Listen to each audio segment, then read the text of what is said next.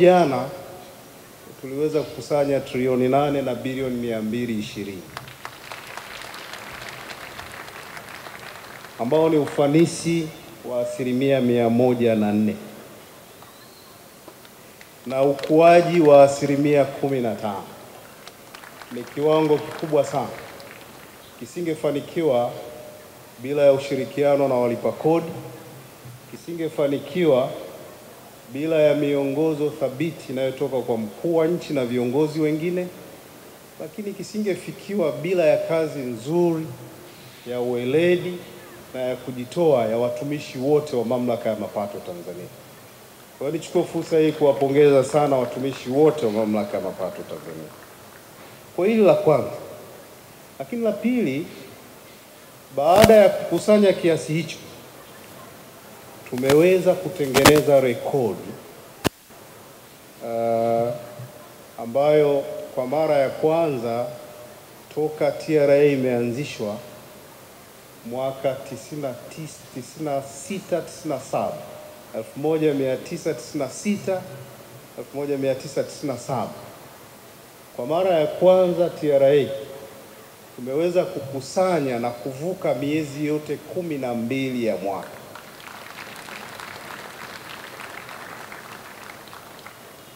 Tulikuwa na lengo la kukusanya trilioni 31 na milioni 500 kwa mwaka mzima kwa bara na visiwani, lakini mpaka jana saa 6 usiku tumeweza kukusanya trilioni 32 na bilioni 260. Lakini kubwa zaidi, tumeweza kukua kwa 16.7%. Ni kiwango kikubwa sana na ni ufanisi wa 103%. Haya ni mafanikio, lakini ni record kubwa. Sasa wengine wanaweza wakasema mbona ni ya kawaida? Kwanza nimesema TRA imeanzishwa mwaka 96. Leo tuna miaka 29. Mwezi wa 6 mwakani tunatimiza miaka 30. Tunao watumishi wengine ni wapya, mwenyekiti, wengine walikuwa hawajazaliwa wakati TRA inaanzishwa mwaka 96. Ilipewa lengo la kukusanya kwa mwaka ilikuwa ni bilioni 539. Mikoa yote 33, bilioni 539, na tuliweza kukusanya bilioni 531 kwa mwaka, ambayo ilikuwa ni ufanisi wa 98%.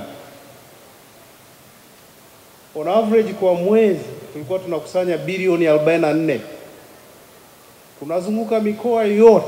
Mwaka 96 alikuwepo mzee Sanare, ndo alikuwa Commissioner General wa kwanza, na hata World Bank na IMF ndo ambao walipropose tu ianzishe TRA, walisifia mafanikio ya kukusanya bilioni 44. Leo Mheshimiwa Mwenyekiti, hayo ni makusanyo ya mkoa, baadhi ya mikoa, na on average ukiangalia kama hiyo ilikuwa 44, leo makusanyo yetu yamepanda sana. Kwa tuna kila sababu ya kusema tumeandika record ya kwanza kuvuka miezi yote 12, lakini kukusanya kwa kiwango kikubwa sana.